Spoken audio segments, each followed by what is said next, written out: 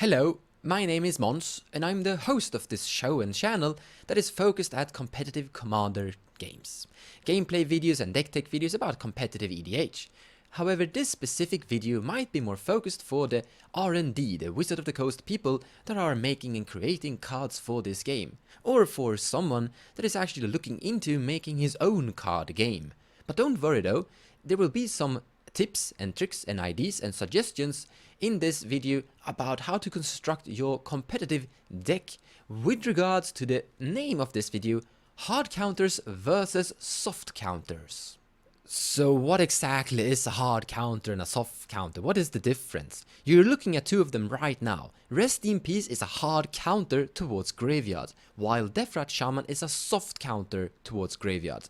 If you're looking to exile and just remove graveyard as a concept completely out of this game, then Rest in Peace is the best card at doing that, while Deathrite Shaman is a lot weaker at just doing that. However, it's actually Deathrite Shaman that is the stronger of the two cards. Deathrite Shaman is a multi-purpose, more resilient, functional card that will do more things than interacting with your opponent's graveyards. Rest in Peace will do one thing, and it will do that one thing really good. But Deathrite Shaman will give you more options if you don't need to exile graveyards. Deathrite Shaman could function as a mana dork, exiling a land from any graveyard to gain 1 mana of any color, and that is actually great. It can also give you life if you need life for some reason. Sometimes you actually need more life. And it can also function as a group slug creature, force each opponent to lose 2 life. Sometimes that is actually good, and sometimes you're actually getting to the scenario when you want to decrease your opponent's life, and sometimes the game goes really long and that life loss is starting to stack up. Let's look at a different card game, Hearthstone, that showcase a great example where hard countering is doing a, in my opinion, terrible job. So here we have Jade Druid, Jade Idol, 1 mana spell. Choose one. Summon a Jade Golem or shuffle 3 copies of this card into your deck. So far, so good. However, it became a problem. This deck turned out to be absolutely crushing in standard, and Blizzard Entertainment realized that they had to do something about it. So they made a 6 mana cost, I think you know the card, here we have it, Skulking Geist. 6 mana for 6, battle cry, destroy all 1-cost spells in both hands and decks. This card is a hard counter towards Jade Druid, and it did do the job, I will give Blizzard that. However, printing this card created a bigger problem. You see, it's a 6 mana for 6, and in this game Hearthstone there are a lot better cards and effects for 6 mana, so in general it is actually a terrible card. In other words, whenever you went up against Jade Druid and you draw this card, your win rate increased tremendously. But whenever you went up against any other deck and you draw this card, you pretty much had a very bad card inside your hand, and you don't want that. You want to have good cards inside your hand. In other words, printing this card created a rock, paper, scissors format, and you don't want your game to be a rock, paper, scissors game, and you don't want your deck to be a rock, paper, scissors deck. Now, the Magic the Gathering format Modern is also a great example of this, because Modern is something of a sideboard format. In your sideboard in Modern, you usually have a bunch of hate cards that are gonna be great versus specific matchups. For example, Rest in Peace is actually hanging around in a lot of different sideboards in Modern, and you bring Rest in Peace inside your 60 card Modern deck whenever you need that hard counter towards their graveyard, and it's gonna be great if you draw it. And this is turning Modern into something you could call a rock, paper, scissors format. I believe that there's gonna be a lot of Modern players disagreeing with me, but the aspect of it actually exists in a tiny bit. I will agree that Modern isn't really a rock, paper, scissors format, but the element exists there, because the person that draws their hard counter towards their opponent is gonna have a huger success rate and a higher chance of winning just by being lucky. But I actually believe that Wizards have acknowledged this and are even trying to better themselves, because take a look at the cards they have been printing in previous sets and are continuously printing. Here we have Dampening Sphere, Amulet of Safekeeping, Harsh Mentor, and Sentinel Tower. These cards are soft counters, or cards with multipurpose functions. Let's begin with looking at Dampening Sphere.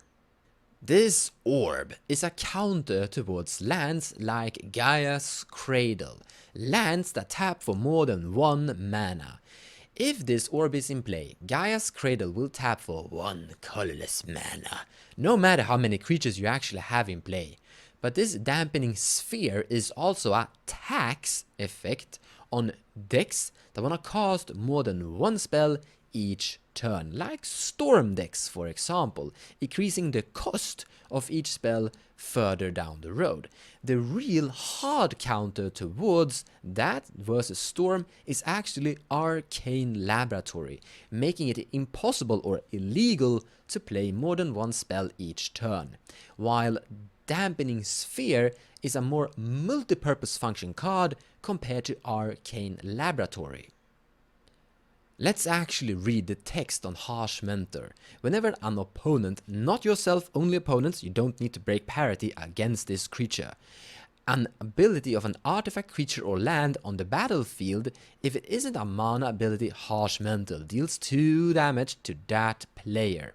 Now, cards like Linvala, Keeper of Silence, Cursed Totem, and maybe Stony Silence.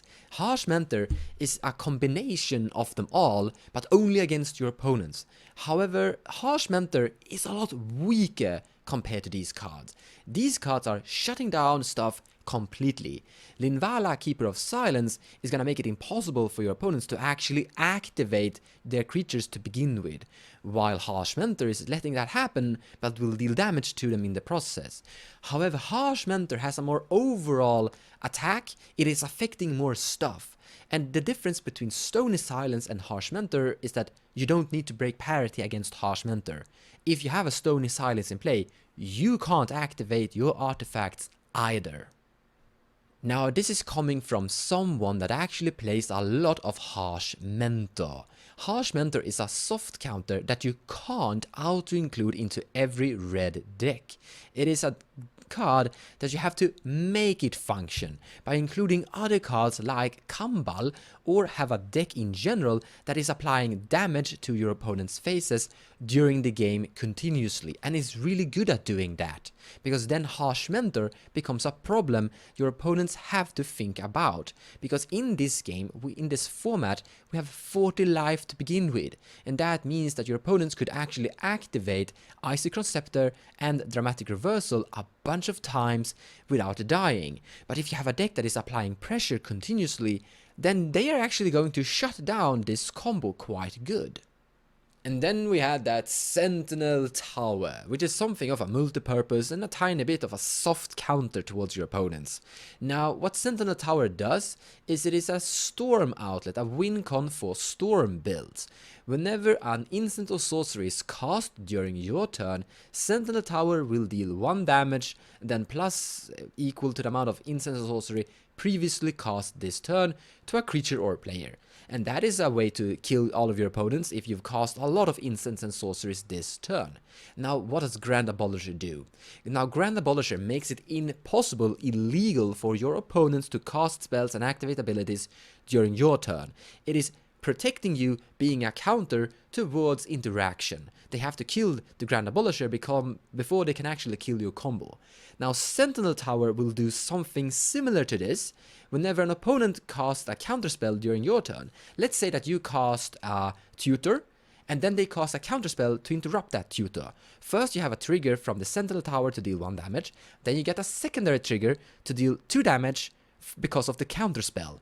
So this is not really shutting down your opponents from interacting with you during your turn, but is doing something whenever your opponent is trying to interact with you. So being a multi-purpose function card that will do something more besides being a win con for you during your storm run. Now, should we actually avoid hard counters completely? No. Let's take a look at Notion Thief and Even Mind Sensor. Notion Thief is stealing card draw from your opponents. That is really good. And Even Mind Sensor is preventing your opponents from searching their deck and only allowing them to search the top 4. Both of these two cards are hard counters. They're going to be good versus specific situations. However, in this format, we are actually looking inside our 100 card deck, or our 99, for 1 to 2 specific cards to win. And we are consistent in doing so because of that we are drawing so many cards each turn, and that we are searching, we are tutoring for those specific cards. That means that Even Mind Sensor and also sometimes Notion Thief are always going to be good. Every card you have in your deck, you want them to always be good. That would make your deck better. Hard counters in general are a little bit situational. They are sometimes extremely good and sometimes they are not that good.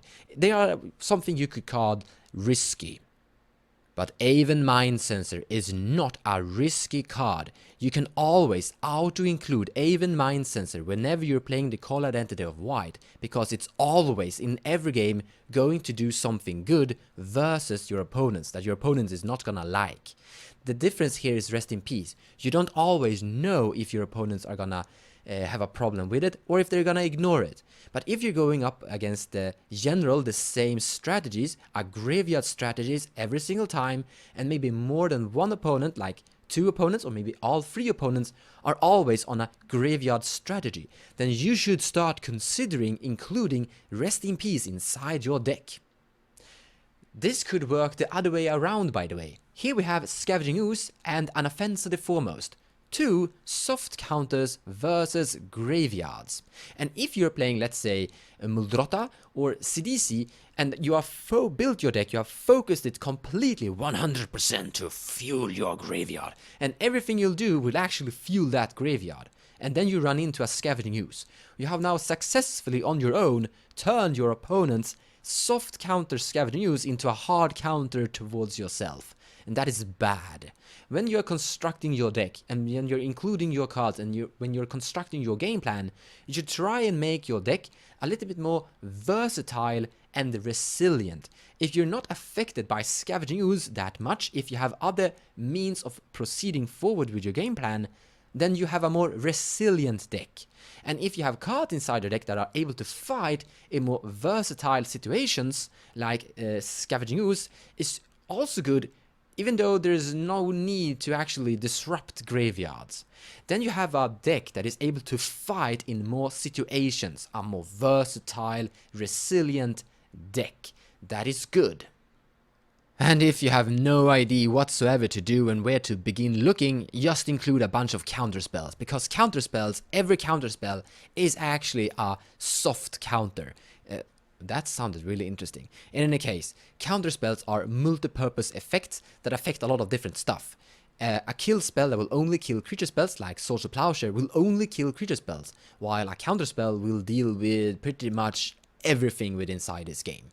So one could look at this video and say, I guess I will include more counterspells, and that person have grasped the concept of this video. But I hope and I believe that my point have gotten through, that you should be looking at soft counters to overlay and together perform the same effect as Rest in Peace. There are other versions than Deathrite Shaman that is doing a similar thing, but also something different, and together they could become equally strong to what a Rest in Peace is. Even actually stronger, because Rest in Peace is a 1 card inside your deck, and if you have a bunch of soft counters inside your deck with multi-purpose functions, then you have more chance of getting access to that anti-graveyard thing. Regardless of what you learned and what you got from this video, I hope you enjoyed it. I really actually hope that Wizard of the Coast is actually watching this video. I really hope that Blizzard Entertainment that is making Hearthstone truly watch this video. And if you're making your own TCG game, think about it. Soft counters is the way to go to create a game. You know what, that should actually be said for every game. Real-time strategy games, first-person shoot-em-up games, and MOBA games like Dota. All games should focus at soft counters before even trying to attempt at hard counter. In any case, thank you for watching guys, and take care.